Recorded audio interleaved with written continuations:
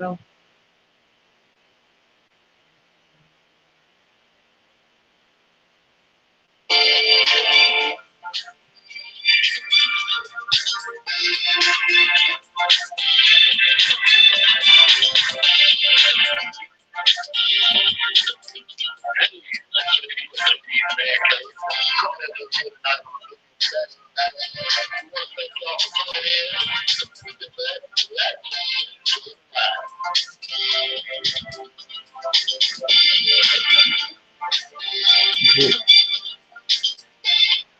Hey, what's going on, y'all? This is JD of JD's Man Cave. We're coming at you live here from Houston, Texas.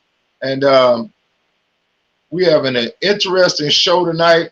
I am honored and greatly appreciative of Dr. Charles Bonner, Mr. Charles Bonner, rather, coming on the show tonight. He is a renowned author, lawyer, civil rights advocate, civil rights activist, and just all around superhero. I like to say. Hey, Big Reggio, what's happening? Hey, what's going down? Hey, Reggie, we got Mr. Charles joining us tonight. I was just introducing him. He's an author and lawyer and a civil rights activist, and he's actually from Selma, Alabama, originally. Okay. So what's up? Yeah. So, Mr. Bonner, I'm Yes. going to introduce your book. Is called Tip of the Arrow. Yes. This, folks, is a great read. You need to go and get it. Make this part of your library. Mr. Bonner is a living icon in the civil rights movement. He has marched with all the great names that we know and love and follow. Anyway, what's going on? Hey, Kenneth. What's going on? Hey, man, mute all that dinging you got going on, brother. Yeah, I had to. I had some music playing. I lit my windows up. Yeah, do all that. What's that? Anyway, we have Mr. Charles Bonner on with us tonight. He is a author, a lawyer, civil rights activist, civil rights icon. He has marched with all the greats, and he will be joining us tonight, and we will be highlighting his book, which is called A Tip of the Arrow. And this is a great read. I started on it already, fellas, and let me tell you, it's hard to put down. We, as black men, talk about what we need to do, and what we need to do above all is educate ourselves. And the thing about it is that comes only through reading and getting factual information. It's not enough to sit and watch the movie. We actually need to read it. So we need to get to building libraries in our own homes so we can nurture an environment of education with our children and our rest of our families. So, Mr. Bonner, yes. I want to thank you for chiming in with us today and taking time out to help educate us, because that's what we're about. My mantra for my show is black men, educated black men, educating black men. So that's what we look forward to. So we're always loving when we get a chance to meet with a person such as yourself, who is an educator, who is a very educated black man, who, relishes and very zealous in getting education and information out there among our people. So we want to thank you, first of all, for coming on. And let's go ahead and get started, and let's talk about how this book came to be. Thank you very much, JD, and Kenny Wayne and Reggio, and particularly thank Mrs. Daniel for making this all possible. I'm very honored and humbled that I have an opportunity to be on your show. Your question, how did this book come about? Well, we all know of Dr. Martin Luther King and John Lewis and Ambassador Andrew Young, the icons of the civil rights movement. Right. What people do not know is that before the icons came to Selma, the 14, 15, 16-year-old kids, as I was at the time, you see the picture on my book there, that's me at 17, standing in front of Sheriff Jim Clark, singing "Ain't Gonna Let Jim Clark Turn Me Around," along with 257 other high school students. And of course, what you don't see is the beating that we took following that. Right. But this book came about is because our stories had not been told. Okay. The question becomes, and many people want to know, how was it on that bridge on March 7th, 1965? Right. And why did we go on that bridge? Well, the story starts 2 years before. In fact, for me, the story started when I was 7 years old, picking cotton on a day very much like today, where it's 100 degrees outside, and looking around at all the black people pulling these long cotton sacks with sweat coming down their faces, their brows completely furrowed with age and misery and oppression, and saying to myself, Right. is this fair? Is this slavery? Are we free? I mean, they told us that Abraham Lincoln had freed the slave, and me and my little cousin, who was just slightly older than me, we called her Bay Love, we were just roaring in laughter at the notion that we indeed were free, because this looked just like slavery to us. That was the first feeling I had about injustice. Now, if you fast forward to February of 1963, my best buddy and I were pushing my mother's green 54 Ford southward, when all of a sudden this young man, brown complected, kind of ginger colored, yellow shirt, black tie, walked up to us and began to help us push the car. We had run out of gas. In 1963, gas was expensive. It was like 25 cents a gallon. Wow. And so as we pushed the car, we then turned westward and just half a block up into my driveway. We had a big yellow house on the main drag. This man introduced himself as Reverend Bernard Lafayette. He was only about 22. I had never seen a preacher that young before. He sat on my porch and began to tell us that he had come to Selma from this organization called SNCC, the Student Nonviolent Coordinating Committee. And he told us that we were going to change Selma, that he and his wife, Collier, had come to help us organize Selma, and that he had been involved in demonstrations in Tennessee. They had been beaten. They had gone into coffee shops and hotels and restaurants, and they were beaten. Hot coffee was poured on them. White folks would put cigarettes out on them, and totally blooded. And he told us, this is what we were going to do in Selma. So you students got to change Selma because the adults are too afraid.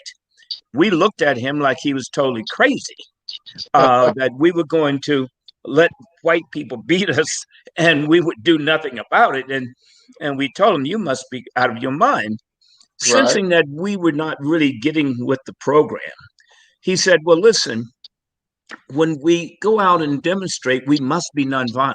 They will beat us, but you cannot fight back. That was even more crazy. And again, we were not at all persuaded, because we were little games. But white people, white kids, they would always bother us, but they knew not to touch us because that was going to be a small war. So sensing that we were not getting it, he said, well, listen, you've heard of Mahatma Gandhi? And we said, yeah. He said, do you know the name of the man who killed Gandhi? We said, no. He said, well, I see that this is Sunday. You all gone to Sunday school. You're still in your Sunday school clothes.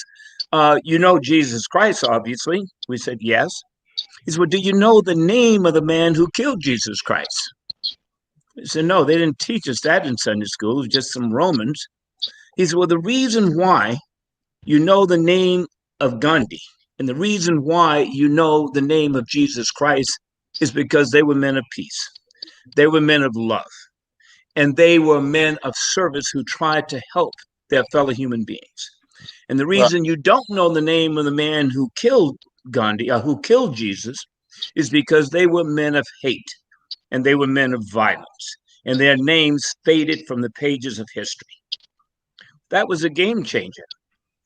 That was literally what I call a paradigm shift. So we said, well, what did we do? He said, we want you to come tomorrow to the basement of this church, Tabernacle Church, bring all your high school students. And we did that. And so from the end of February 1963, all the way through 64, all the way to September of 1963, essentially 6 months, from March of 63, frankly, up until September 15th of 63, we met in the basement of that church and we practiced nonviolent technique. We learned freedom songs. We practiced if the cops were to beat us, we were to go limp.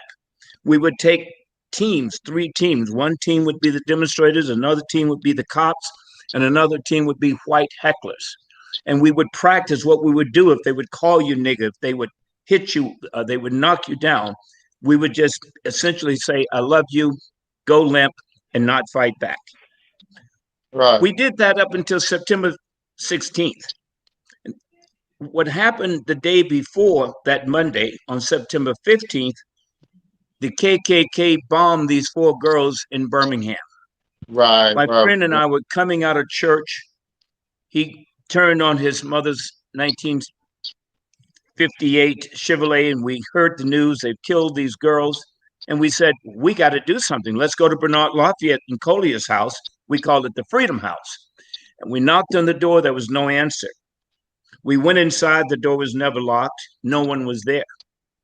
We called Georgia, Atlanta, to the SNCC headquarters and said, listen, we want to demonstrate. We've been training. Send someone to lead us.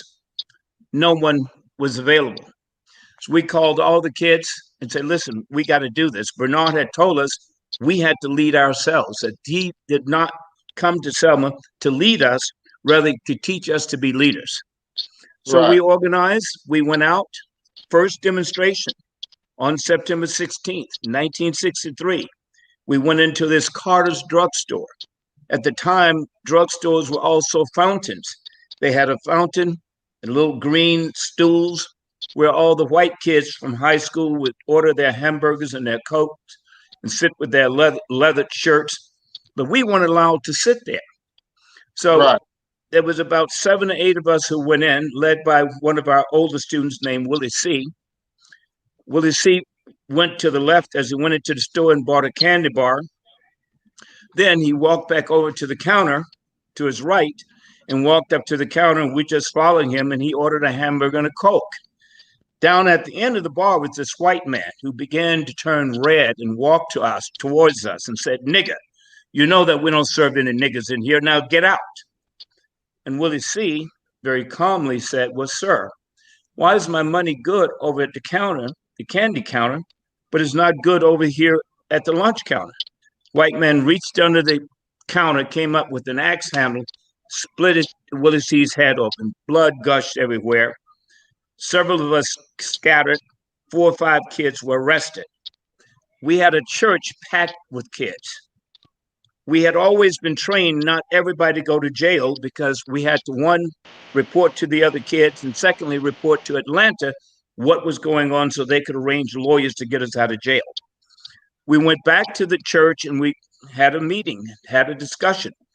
Willie C. is going to the hospital. This white man attacked us. What do? You want to go out and demonstrate again, or do you want to go back to the school? And the consensus was, no, we're going in the streets again. So we did. We went out in the streets. All of us were arrested. That was the beginning of the Selma movement. And it continued on until Bloody Sunday. Now, Bloody Sunday came March 7th, 1965. We had gone to jail many times. I'd gone to jail 5, 6, 7, 8 times by that time. But on this day, it was different. The air was cool. It was crisp. It was kind of gray, overcast. And there was whispers all around the church at Brown Chapel as we were lining up 2 by 2 to go across the bridge that they are going to kill you today. They are waiting on the other side of the bridge with gas masks and whips and horses, and they are going to kill you all today. I had to try to calm the fears of all the students because I was always out front, although I was terrified myself. 2 by 2, we started marching about a mile and a half. John Lewis and Hosea Williams was from Southern Christian Leadership Conference. John Lewis was from SNCC, the Student Nonviolent Coordinating Committee. He was the chairman. Right. And they were the leaders. I was about 10 rows behind. As we got to the crest of the bridge, 2 by 2, we could see a wall of state troopers in their black suits and their gas masks, their billy clubs, and their guns. And then around them were white men in khakis, like cowboys. They had helmets on, white helmets, and guns and whips and billy clubs, and they were on horses. 2 by 2. Resolutely, we just kept marching right into hell. We got right up to the state troopers. One man named Cloud, Commander Cloud, said on his bullhorn, "You got 2 minutes to disperse." John said, "Well, can we kneel and pray?" There was no time. As soon as we said we can kneel and pray, they stormed us. And you could hear the breaking of the arms. You could hear the cracks of bones. You could hear people just completely screaming, horses trampling over people. As you look back through this cloud of tear gas, for a mile back up the bridge, people were lying and beaten and bleeding all the way up the hill. They rode the horses over us all the way back, 1.5 miles to the church, even beat us and rode the horses onto the church ground. Well, that was a game changer as well. That night, Dr. King got on the television and said, "America, come to Selma," and people did. That Tuesday, Dr. King led the march. All these white people, ministers and Jews and rabbis from all over America came to Selma. We in SNCC, we were the radical ones. We were pushing Dr. King. Well, let's go all the way. We want to cross the bridge this time. We want to go all the way because we knew these cops, at least we in SNCC believe, were not going to beat all of these, very high-powered white folks and Jewish leaders and ministers from all over the country. The whole purpose of this march was to carry Jim Lee Jackson's body, a young 24-year-old man who had been killed in a demonstration only the week before, when there was a night demonstration and all the cops had turned the lights off in this little adjacent town called Marion and began to beat people, the same troopers. And one trooper was about to hit his mother, and Jim Lee Jackson stood in front of his mother to protect her, and this cop shot him in the stomach, killed him. He died just a few hours later in Selma. So we wanted to carry his body, literally walk with his body 50 miles to Montgomery to protest to George Wallace that he had to stop killing Black people. He had to stop killing civil rights workers. We didn't actually carry his body. But in any event, as we got on Tuesday across the bridge, Dr. King knelt, and we all knelt. And then, without notice, Dr. King got up and turned around, and we all followed. So it became known as Turnaround Tuesday. The reason he did that is because our lawyers, the NAACP lawyers and the SNCC lawyers, were arguing before this judge in the federal court, Judge Johnson, for an injunction to give us a permit to march from Selma all the way 50 miles to Montgomery. That judge granted that injunction, and we ultimately, on the third attempt, were able to march all the way. Now, that movement, that nonviolent movement, accomplished so many major accomplishments. The major one in Selma was the Voters' Rights Act that was signed on August 7th, 1965. The year before, we had the 1964 Civil Rights Act that gave everybody rights in America. It's affectionately known as Title VII. In 1968, we got the Federal Housing Act, which all housing had to be free of discrimination. But then there were 2 major victories before that. That was the integration of the intercity buses, as well as the integration of the Greyhounds and the Trailways, which were the buses between states. Right. So there were like 6, 7 major accomplishments coming out of that nonviolent movement. We call it Kingian nonviolent. That was based on Gandhian nonviolent. That was based on Jesus nonviolent. That is what nonviolence does for you. It brings about change when the enemy does not even know he's been defeated. So that's pretty much the origin of the movement in Selma. That is a very intriguing story. I know I'm sitting on the edge of my seat almost listening to you. Let me explain something to you. Why this is so amazing to me. First of all, the we've seen movies and we've seen stories and heard them, but to actually hear somebody who was there and experienced the treachery that was bestowed upon just these people who were marching in a violent fashion, that is crazy to me. And the second thing is, you guys were teenagers in high school. I couldn't even imagine. When I was in high school, I was not worried about any, civil rights, or any becoming a part of any movement. I don't think I was even worried about anything that was bigger than football practice.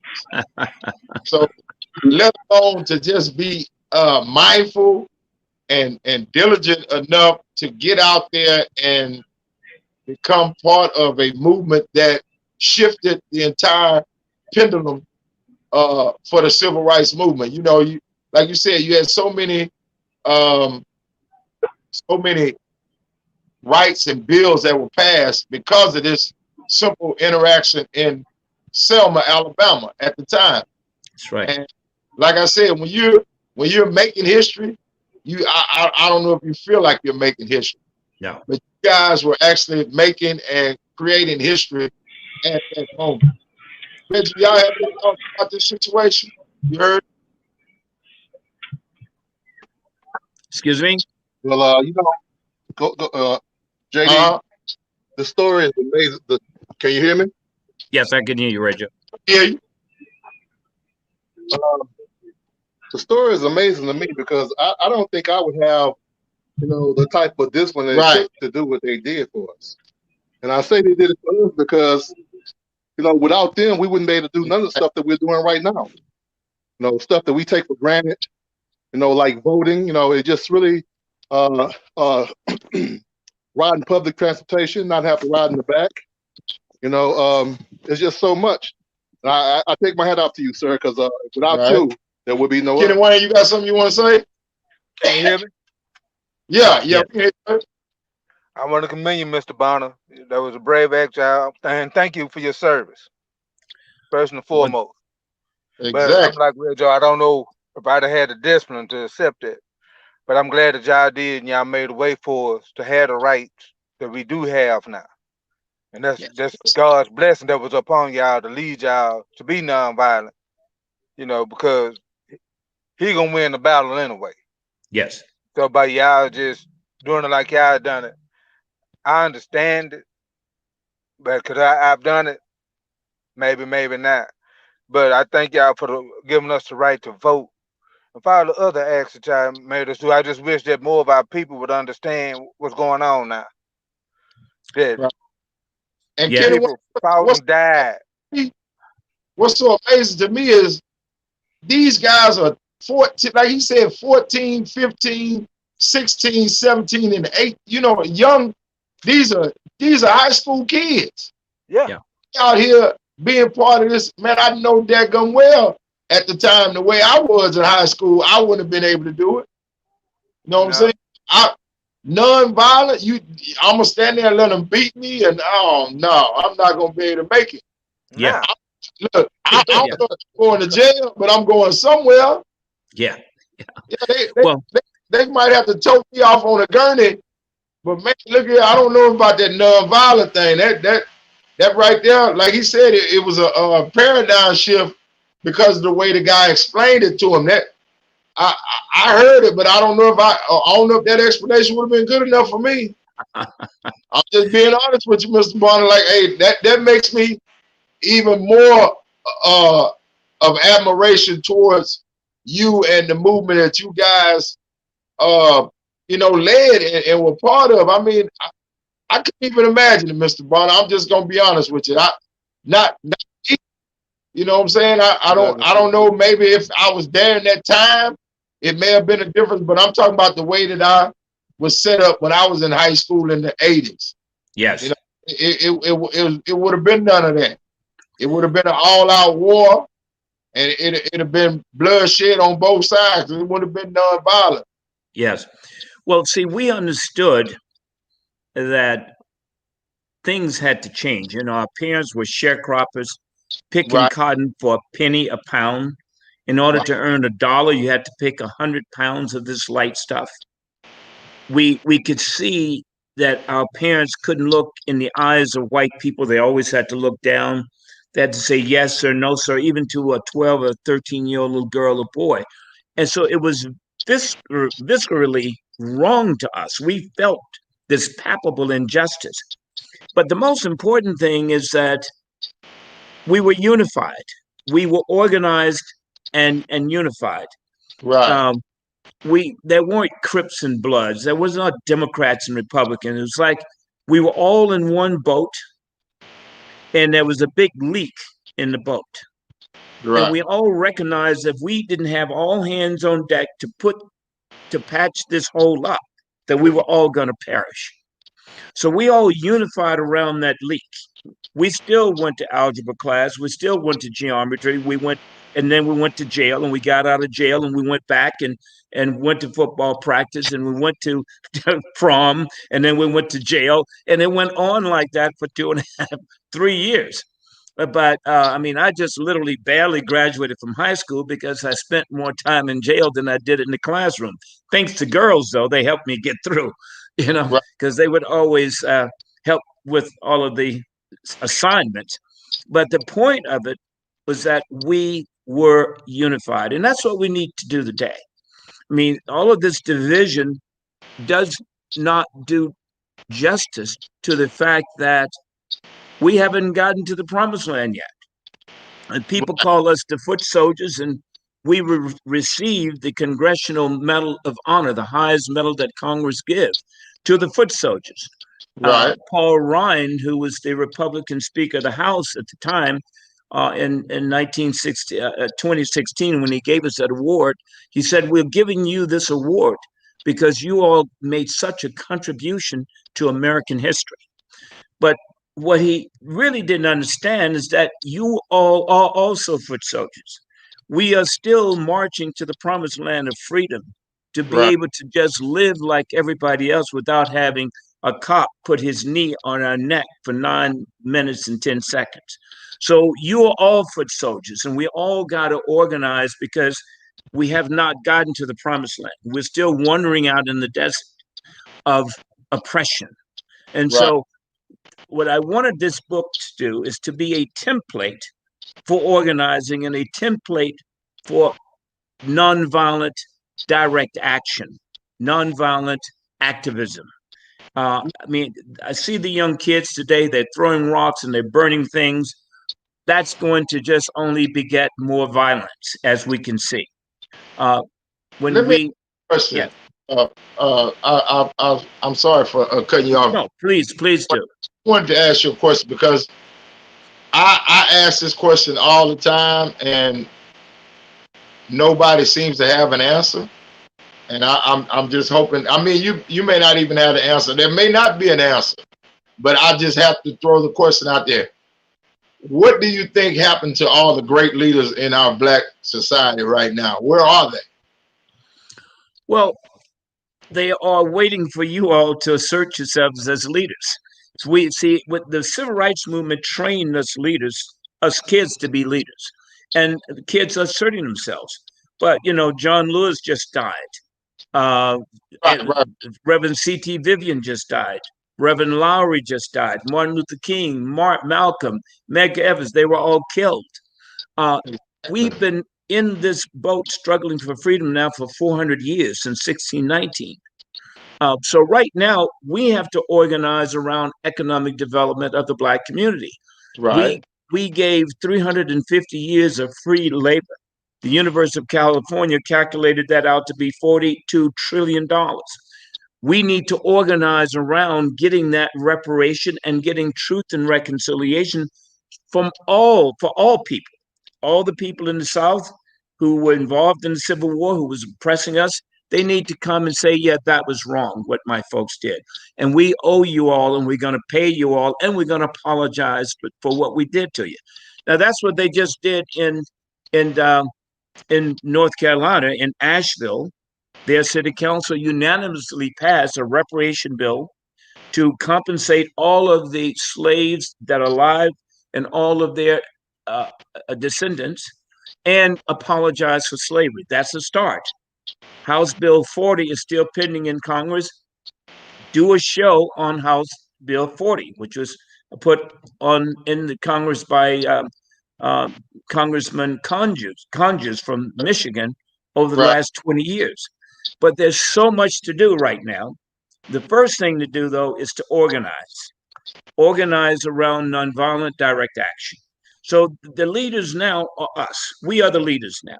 That's why I call this book, The Selma Student Nonviolent Movement, a study in leadership, because it's about how to lead our community. Let me explain something that I found out through research. There was a reporter who once asked J. Edgar Hoover, when he was head of the FBI, what the biggest threat to the American way of life. And you know, of course, when they were talking about the American way of life, they were talking about white America back then. Yes. White American way of life. And J. Edgar Hoover simply said, Black unity is the biggest threat. And now I'm not understanding why we as Black people, if they know that, why we don't know that and implement that in our society. We have too many divisions in our society for us to get together and become unified and be we have, our votes are watered down now. We have too much division in our voting power. We don't understand that how much our voting power is. And we don't even recognize that there are people who hung from trees and died and were beaten and burned and tarred and feathered and everything because they simply wanted to vote. And we have the audacity as young Black people to sit back and not go out and vote and make our voice heard. There was a Black woman who was here in the city of Houston. And it hurt my heart to see this because I know she's not the only one. This woman was 80, I want to say she was like 84 to 86 years old. Black woman. Yes. And in the first election of Obama, she said that was the first time she had ever participated in voting. Yes. At 80-something years old. Yeah. And you have had the right to vote for so many years, and you mean to tell me this is the first time you've gotten up out of your chair and came to a voting poll and voted? Do you know how many people died and were brutalized so that I've been voting since I was 18 years old. Yes. I never missed an election that I was eligible to vote in. So that just hurts my heart to hear someone at that age say that, and it just gets swept under the rug like it was just something casual to say. Well, that's why your show is so important, because you have a platform to educate people, And I have so many brothers who think that they can't vote because they've been to prison or had a family. But the thing is, they don't understand that once you complete all of your paperwork and you paid your debt to society and you're no longer on probation or parole, the day after that, you're eligible to go and vote. That's right. You get your right immediately. That's the right. Day after your paperwork is terminated, you are eligible to vote. The next piece you should be filling out is the voter's registration card. Yes. And well, we we're so I'm not going to say we're undereducated. Yes. As to our rights, and we don't go out and research them ourselves. We take other people's word for granted, and we just go with that because that's a consensus, rather than us actually getting out here and researching our rights and our and what kind of power we have as a people. We don't get out and research. We just sit back and relax and take things for granted, and everything gets swept over us. Yes. Well, that's an important message, and that needs to be repeated. Why are we not voting, and why are we disunified? I mean, it's easy to understand why we're so disorganized, because that was a part of the design plan. Exactly. When they packed us into the ships, from 1619 to 1865, 246 years, we were unified in our misery. We were unified as we rocked back and forth 6 months from Africa over to America. But as soon as we hit shores, they sold the mothers to one slaver, the father to another slaver, the kids to a different slaver. That was the beginning of this disunity. And that kind of post-traumatic slave disorder, and there's a book about this, persists today. Since we got the right to vote on August 7th, 1965, as a result of what happened in Selma, the law signed into being by then President Lyndon Baines Johnson, there's been this sort of sense that we are free. But as I mentioned, we are not free. And some young people think we don't have any cause to organize, except I'm very encouraged by this new renewed Black Lives Matter movement. That's not only in America, but it's in England, it's in Italy, it's in Japan, it's in Korea. It's a world movement. It's becoming a world movement. Yeah, so as Dr. King say, there's the fierce urgency of now. Now is the time to organize. Now is the time to organize around reparation. Because the biggest problem that's facing the American Black community is poverty and economic underdevelopment. Right. Every time we develop, like in the Black Wall Street in Oklahoma or in Roseville down in Florida, every time we ascend economically with a reconstruction, then there comes a destruction. So we now need to organize again around economic development. That's the main deal, and that's around reparations, unity for reparations for economic development of the Black community. That's a reason to vote. Brother Bonner, can I say something, JD? Can I talk to Brother Bonner real quick? Yeah. Go ahead. By the way, Brother Bonner, that's Steve and Bobineau right there. Yes, how you doing, Steve?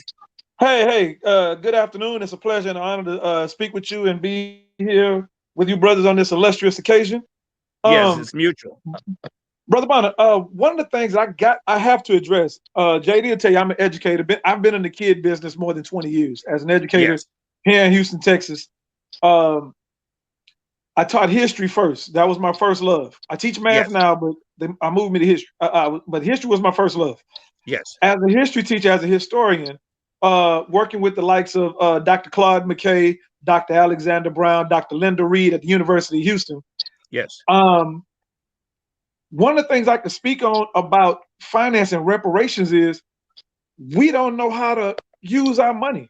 When we get money, it leaves our hands so quickly and goes outside of our community. But the Asians, the Indians, the Koreans, even the Hispanics, their money stays in their community and changes hands more than 20 times before it leaves. If we get reparations, a comedian said it best: Cadillac and Lexus and BMW is going to be the #1 dealership in the world, because the first thing we're going to do is we will mismanage. And I'm not trying to say that for everybody, but for the most part, we do, because if we've never had it, when we get it, we've got to show that we've got it. You know, you think about the $1,200 that just about every American got. Not everybody took that $1,200 and put something in the bank, something on some bills, and decided to maybe invest a little something in their neighborhood. Maybe invest in a. I mean, I know I've taken some money and have gone to Five and Below and bought footballs, basketballs, chalk sets, and gone to the neighborhood apartments. And I went to the mothers first, to the mamas. I didn't just go give it to kids. because people act kind of funny when your grown man gets up kids. I went to the mamas with like in baskets and say, hey, listen, I'm a teacher and I know it's hard on y'all out here. I just want to give something for the kids and so they can have something to do and give you mamas a break. Yes. And I thought outside the box. It wasn't just about me. $1,200, it wasn't about me, but some people got this $1,200 and the first thing they did was go to Foot Locker.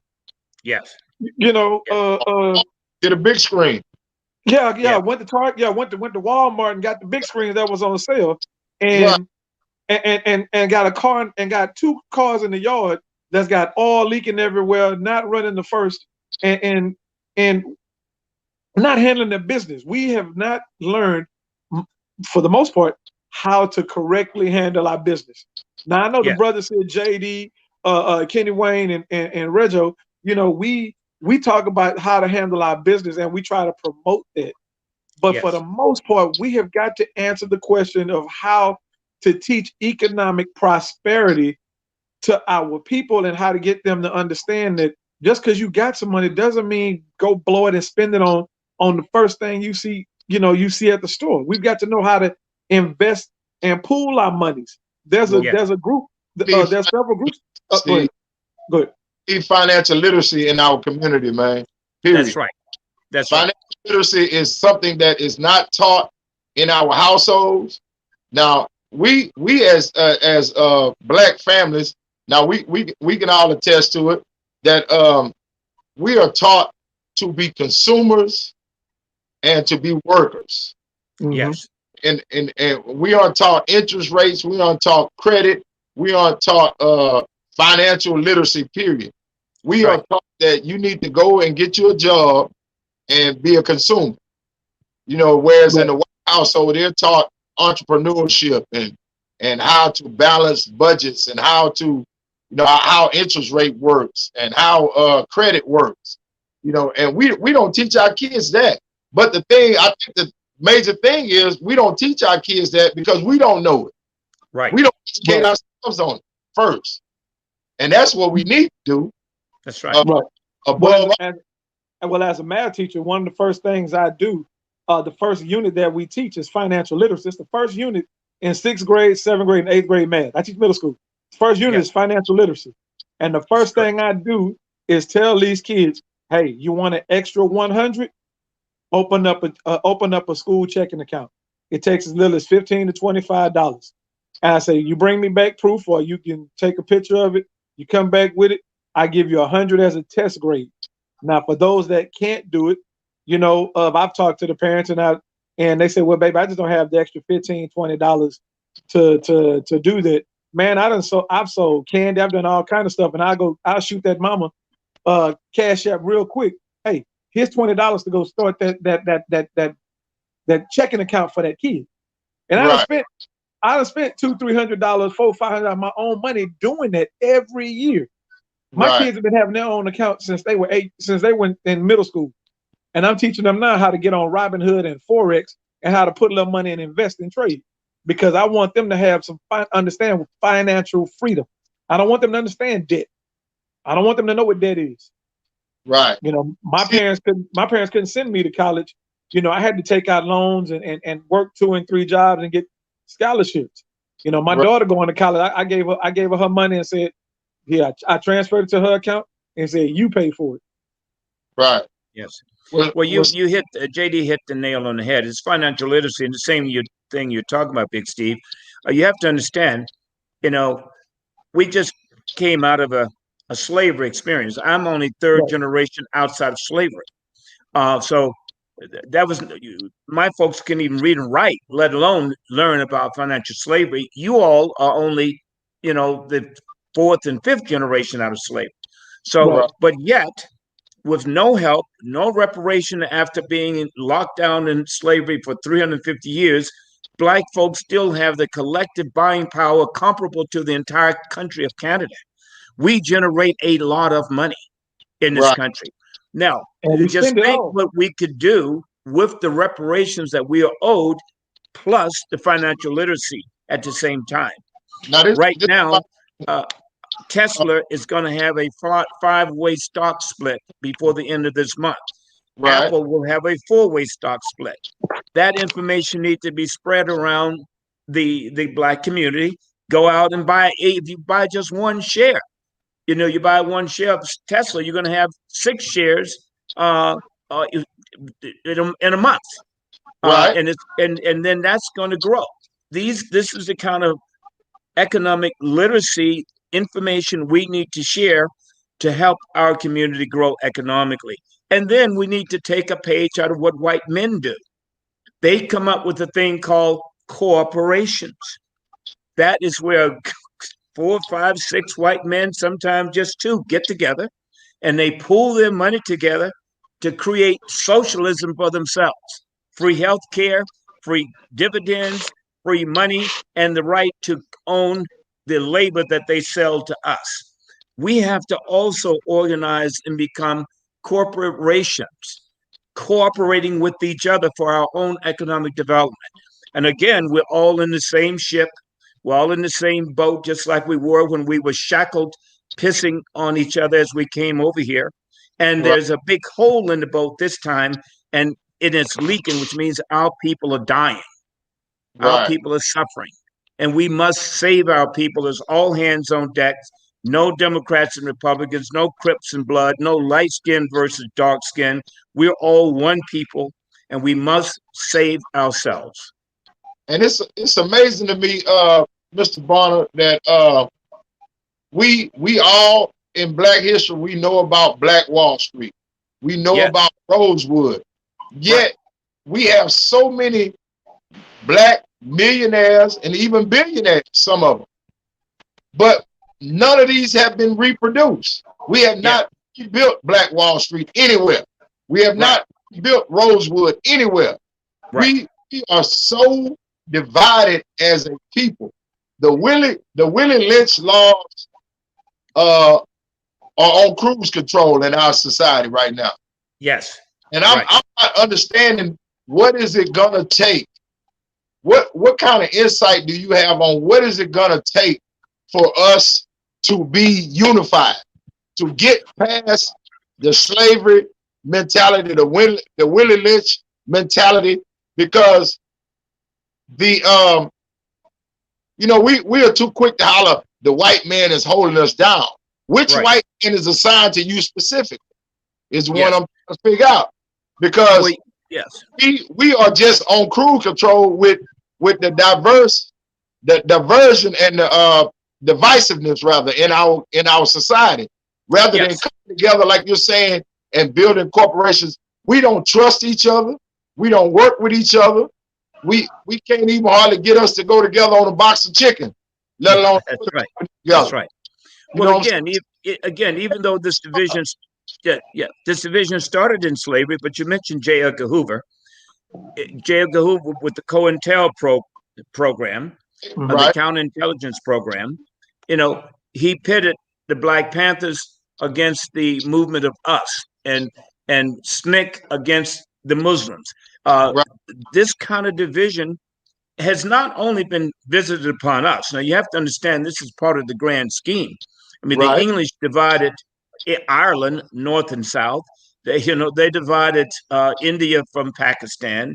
They divided, you got North and South Korea. You got North and South Vietnam. It's no coincidence you had North and South America. This divide and conquer is not endemic special to just Black folks. It's just that they had a lot of practice of it when they came to us, but they were already experts at it. They got it right with us. It's still ruling right now to this day. That's right. They got it right this time. Yeah, we now recognize that, and we help them keep it. Yeah, you young brothers are leaders. You have a platform to educate the community as you are doing, and that is the key. Educate them to financial literacy, educate them to our history, educate them to the fact that all human beings are Africans. I have a nonprofit where I take solar energy to Tanzania, East Africa, down in the deep bush where people are way off the grid. That is where all human beings stood upright and populated the earth. Everyone on the planet came from a Black woman and from the seed of a Black man. That is those are just the scientific facts. So Exactly. once we have to understand who we are and understand that we were unified and we became disunified, now we have to put Humpty Dumpty back together. Exactly. Okay. Well, I understand. You're absolutely right. And I talk about that all the time, Mr. Bonner, that we were taught to hate ourselves. Yes. And we still perpetuate that hate among our entire society to this day. That's right. We are so distrustful. We are so manipulating amongst each other that it is, it is almost disparaging to look and see, because you get one guy who has $1.50 over bus fare, he think he'd have made it. Yes. We figure we'd have made it, not understanding that we all are still being held back, and all of the opportunities are not there for our kids, for our families. We are still being held at a disadvantage with the society that we are functioning in. Yes. Yes. So, but we have a lot of work to do. As I mentioned, we haven't gotten to the promised land yet. Yeah, we got a whole lot of work to do. Yeah, I agree with you on that. Any of you guys got any questions or any insight on what we've been talking about today? Brother Bonner, what was the two? You said Tesla and who else? Apple will have a stock split. Theirs will be 4-1, and it's going to happen within the next week. The time to buy is like next week. Tesla will have a 5-1 split. Tesla stock is around $1,500 a share now. So that means it's going to drop to probably around 300, but then it's going to go back up. So it's an opportunity to really make some real money really quickly. This is the kind of financial literacy information we need to spread. Right. Yeah. Okay. I would like to have a minute to tell folks how they can get my book. This is my second book. Yeah, well, go ahead, Dr. Bonner. Hey, fellas, we want to make sure, we want to first of all thank Dr. Bonner for coming on the show and giving us this insight. But Dr. Bonner, I want to take these last few minutes to give you an opportunity to get the book out there. Get it. Hey, fellas, we got to get this book. I got my copy right here. Yes. Yes. We need to the book is called, as we indicated, The Tip of the Arrow. And what that means is that these 14, 15-year-old kids, they were the first to penetrate apartheid, the first to penetrate segregation. We were the vanguard, the very tip of the arrow. And this is their story. This is our story. And it involves white kids and black kids and Jewish kids, all kids from around this country who decided that they were going to change America. They were going to end this apartheid system. So I want folks to really get that book, and it should be in high schools. Brother, you should tell your Steve, your school, to buy a book for your library. Every kid should have this book, because this is American history that at the time we had no idea that we were making history. We had no idea we were going to win. Well, we knew that we had to change the conditions we were living in.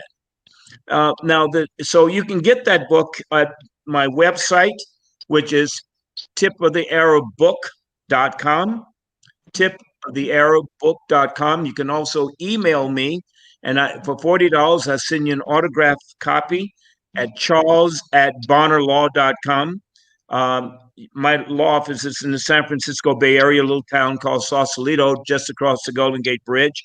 You can call my office, and that's at 415-331-3070. You can call me on my cell. I'm available 24/7, 415-601-0268. My second book is called The Bracelet, The Story to End Child Sex Slavery in the World. And that's based on a case that I have in Syracuse, New York, where this multimillionaire kidnapped this little black 16-year-old girl, kept her chained in a dungeon as a sex slave for 7 months. Wow. She engineered her escape, brought to life that this multimillionaire had been doing this for 20 years. he had shackled and chained in slavery 4 other girls. So we took all of his money, gave it to these 5 girls, and then I set about trying to understand 3 questions. Why do men do this to girls? When did it start? And what is the solution? And that book answers those 3 questions. I call The Bracelet. You can get that book at thebraceletnovel.com.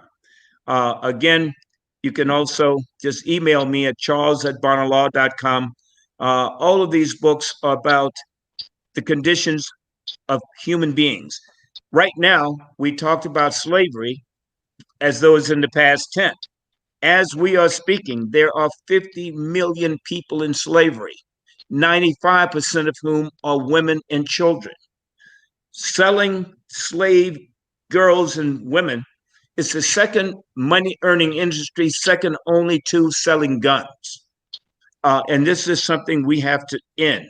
And so we have to unify around ending slavery on this planet. That's another mission that I've embraced. So we have a lot to do. Well, Mr. Bonner, again, we want to thank you so much for joining JD's Man Cave today, and I look forward to reading. Hey, Steve, seriously, man, I started on this book, and it's hard to put down. So you got to get you a copy of it. And Dr. Bonner, Mr. Bonner was gracious enough to make sure that I had one before this. But man, this is an excellent read. All you fellas, grab a book, put it in your library at home, get your kids to read it, get your family to indulge in it. This book is awesome. And we need to get started on educating ourselves. We cannot, as Black people, expect our oppressor to educate us to their level. That's right. To a sufficient level that will make us equal. Now, the first thing we have to understand is that the Black man since slavery has been vilified. Yes. And the next thing that happened was we were dehumanized. That's right. Black people as a whole. Now, the thing about anything that you dehumanize, it makes it easy to mistreat it. That's right. So we have to understand that we have to build ourselves up to a level and to a platform where we are first seen as human. Then will we start getting equal rights? Because if they don't even see us as human first, there's no way in the world they're going to give us equal rights. That's right. We got to get ourselves to a point where we are educating ourselves, we're building ourselves up, we're working together, and we're unifying our platforms. Yes. So, fellas, I appreciate all y'all coming in. And Mr. Bonner, again, we appreciate you. I love you for what you're doing. And I will keep in touch with you because I have a lot of things I want to talk to you, and I may have you back on the show a few more times. I would love to be on your show. Thank all of you guys for being so engaged and involved. And as I mentioned, you are the leaders. This is your time. I thank Brother Chili Most for hooking me up with you, Brother JD. Thank you. Yes. So I would love to be back on your show again. Call me anytime. I'd like to visit your school, Steve, and speak. As soon as we can fly, just let me know. But this is the time for us to unify. This is the time for all hands on deck to patch up the leak. Okay? Amen. Thank you, guys. Take care now. All right. Thank you, Mr. Bonner. Reggie, thank you. Brother. What'd you say, JD? Go ahead and sign off. Yeah, well, this is Big Reg from South Park. I mean, Sunnyside, South Park area. Again, I just want to say thank you, Mr. Bonner. I'm truly in awe right now because the stories you told. Hey, man, I just never thought, well, go ahead, somebody else. I'm just really tripping about this. It's just so overwhelming. Hey, Reggie, I told me you're a real life superhero to me, man. Yeah. Yeah, I don't know what else to call you other than a superhero. Yes. Go ahead, Kenny Wayne. All right. Thank you, guys. Look forward to seeing you again. See if I can get you down here to Texas City because we need you. Absolutely. Anytime. Anytime. Let me know. Down there really need to hear this story. I would love to speak to the kids there. Anytime. Okay. All right, Steve. Let's keep it moving. You last, please. Mr. Bonner, I'm so glad that you got JD to read. I was tired of him reading comic books. That's No, where you get started. this is how we do. But no, seriously, I thank you so much for coming on and your leadership, and I thank you for your service in the struggle and in the continued struggle of our people. Yes. Thank you so much. It is your generation really that helped put the spark in us to do what we're doing, and we just can't let you down. We can't let you guys down. And I'm grateful that you all engaged. I'm very honored and inspired by your activism. Right. And we're gonna get out there, Mr. Bonner, and do some things. Cause like Steve said, we don't want to let y'all down. Y'all did hard work. So again, Mr. Bonner, thank you for your service. Appreciate it. And we'll see y'all next time here on JD. All right, very good. Take care now. Yeah, Mr. Bonnet. Yeah, I'm about to say, just plan on him to hear from us soon. We'll pick his brain at any given moment. JD, I hope you recorded the show where you have his cell number and everything written down. I got everything, Steve. I'm gonna share that. Yeah, share that with us. That way, we can text him and he can, give us, little nuggets and stuff that can help us in the things that we do. Right. You're right, Steve. What you saying, Reggio? Hey man, y'all gotta excuse me. My wife then tricked me into barbecuing, and I was supposed to be just doing some burgers. But all of a sudden, it was ribs, chicken, and sausage. So I'm still at the pit barbecuing right now. Hey, look here, man. Let me I'm tell out you. here at the park. They barbecuing, we fishing in the outlet. I'm sitting in the truck. I want to my house. Hey man, I always tell you guys, your wives are always smarter than you, dog. Embrace that. Just run with it. What you say, Kenny Wayne? Be quiet. Don't say nothing. Hey man. Hey man, Kenny Wayne. Let me explain to you. How in the world does she have all that stuff already thawed out if all he was supposed to be doing is burgers? Well, she went to the store. Gotcha. Yeah. I'll be right back. I gotta run to the store. I'll be right back. Yeah. She went to the store. Yeah, there you go. Hey man. And then told me, well, she didn't really want me to do it, but really, that's how you gonna do it. Hey y'all, I want to send a shout out to one of my kin folks by marriage, Mr. John Webster. He up there in where he at in Atlanta, Texas, where I had the pleasure to go and visit today. Man, it's hot in Atlanta, Texas, brother. I'm just letting you know. But anyway, hey fellas, I thank y'all, man. Appreciate y'all. And again, another successful episode of JD's Man Cave. See y'all next week, brothers. All right. Deuces. Peace out. Peace.